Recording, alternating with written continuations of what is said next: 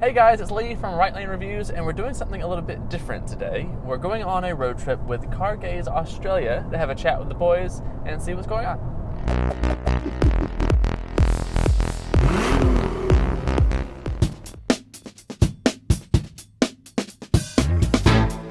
So Car Gaze Australia is a Facebook group specifically for car people of the LGBTQ variety as well as allies. And today we're getting to know a few of them a little bit better.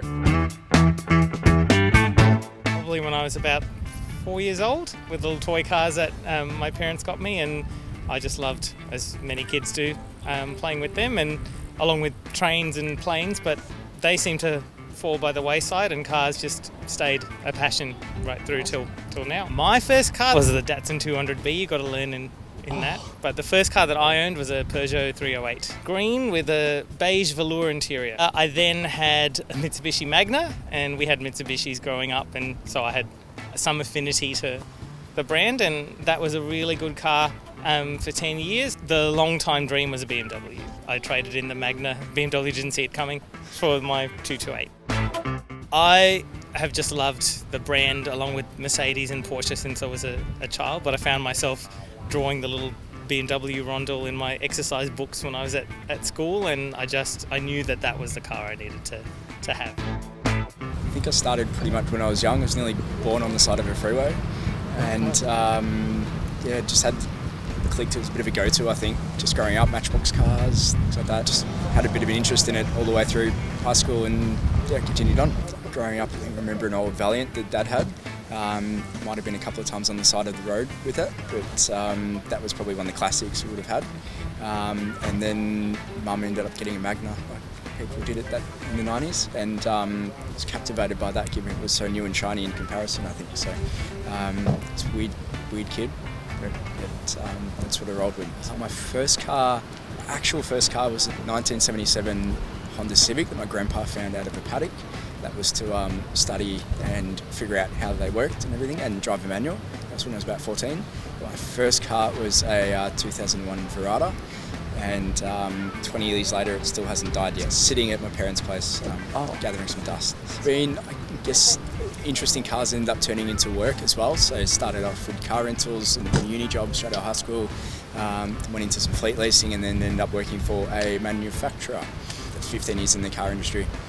And that has flown on to work rather than from an interest and hobby.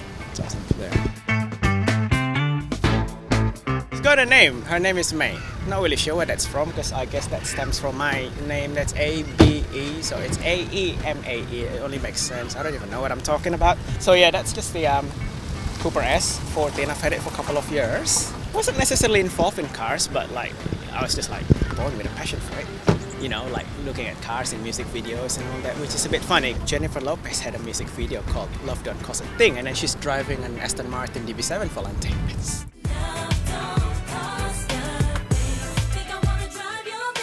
Tops down and all that, so it's pretty cool. I guess that's what really piques my interest in cars and all that.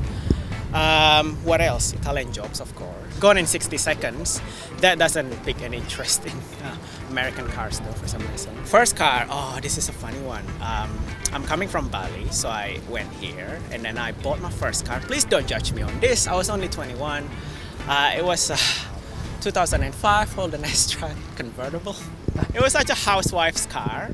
It's beautiful though. It's blue, kind of like a really bright blue with a beige interior. I got it second hand. It was a manual, which I love.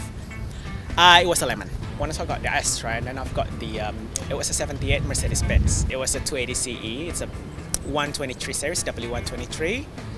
78, red biscuit leather, all electrics, all four windows goes down, electric sunroof, beautiful cars, and beautiful cost of maintenance too. And then after that I got an MX-5. I don't know, I just keep switching between manufacturers because I really want to try it different. I'm not going to be driving Euro only, or a coupe only, or a sedan only. But my God, it was so much fun to drive it. Just a really short stick-stiff manual. I started working on a little bit, replacing the pop-ups. That was the car that kind of all right, I probably need to do mechanical stuff, changing the oil myself, and trying to be straight. And then after that, I got the Fiat 500. I got it from Sydney. Yeah, it was a blue one. And then you got, and then I got this one. It's only like a couple of years old. It took a while to find the right spec because, I understood buying brand new because like Mini Cooper S doesn't actually come with a lot of options. It's just missing leather, missing sunroof, missing this, missing that. It took me a while to find this one, and I got one really good price and all that. And it's been a couple of years, trouble-free. But I generally like something that has a bit of a personality. Gotta be an alpha, gotta be something Euro, gotta be something that can potentially be traumatic, but you love it anyway. It surprises a number of people who just assume I wouldn't be interested in cars at all. But I like that kind of gives me a point of difference in some circles. Until this group, a lot of the gay guys I spoke to not only didn't have a car but didn't even know how to drive, which kind of baffled me. So it was refreshing to find this group in particular and see how many people are actually involved and have a drive like today when we had more than 30 people. It was really, really exciting. The fact that it's such a diverse group, you've got the Yugo, Yugoslav little hatch, and a C63 Mercedes, parked next to each other, basically kind of represents the spectrum of vehicles that's part of this group. I think catching up with you guys, social connectivity, sharing a similar interest and passion as well, and seeing what everyone else is interested in too. It's very interesting. You've got people with the same car rock up and then they know all this different stuff about it. It's what you do for your daily driver. Or the people who've got 10 cars out the back of their house and tinker around with them on weekends or have Sunday cars. So that's probably interesting factor for me after just being simple and having one car most of the time. Really, I mean, I know it's probably like a little bit limited compared to other gay guys. I've got plenty of gay friends and not many of them are actually into cars. They just think of cars as an A to B kind of point. But I guess, you like what you like. You can't really help what your interest is, you know what I mean? Mine just happens to be cars, so I don't really stand out, but I just probably don't really have too much to talk about when it comes to maybe fashion or architecture or things like that. But when it comes to cars, God, I can talk all day.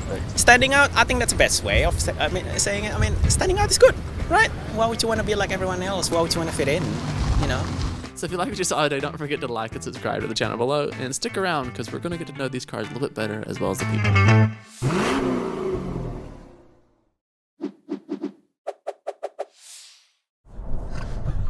I got you to start. Yes. Finally. Months of filming, I finally get you to crack it. Yes.